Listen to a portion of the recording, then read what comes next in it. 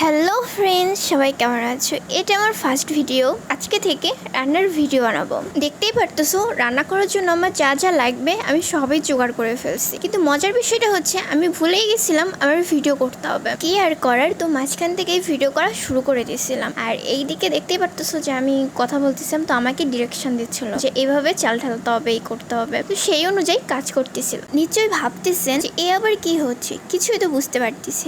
আমি বুঝাই দিচ্ছি। এবার থেকে আমি রেগুলারই ভিডিও শুট করব, আপনাদের কাছে ট্রাই করব সবকিছু শেয়ার করার। আর জানেন, আমি না কাজ করতে গেলে কিছু না কিছু আমার সাথে হবে। যেমন তেজপাতাটা প্লেটের উপরে ধুয়ে দিয়েছি আর এটা উড়ান দিয়েছে, আমার সাথে এটা সবসময়ই হয়। সব উপকরণ রেডি হয়ে গেছে, তো চলুন দেখি আমার মাংস তো কি, মানে আমার মাংস না, মাংস হচ্ছে ফ্রিজে ধুয়ে দিয়েছিলাম, তো ওইটা ছাড়ছে কিনা এটাই দেখতে হবে। নিশ্চয়ই ভাবতেছেন ক্যামেরার দিক তাকায় ওইভাবে করলো কেন। আসলে আমাকে দেখতে একটু এই সাইড থেকে সুন্দর লাগতেছিল, তো এই জন্য আর কি। যাই হোক, যখন আমাকে শুটের কথা বলে আর আমি যখন ভুলে যাই তখন আমি এরকমই করি।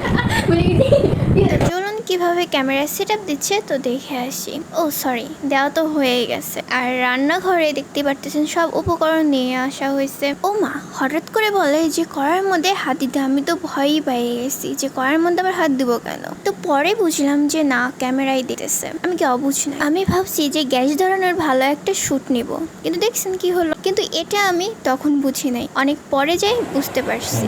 আর তার রিয়াকশন, আমার ভিডিওটা হলো না।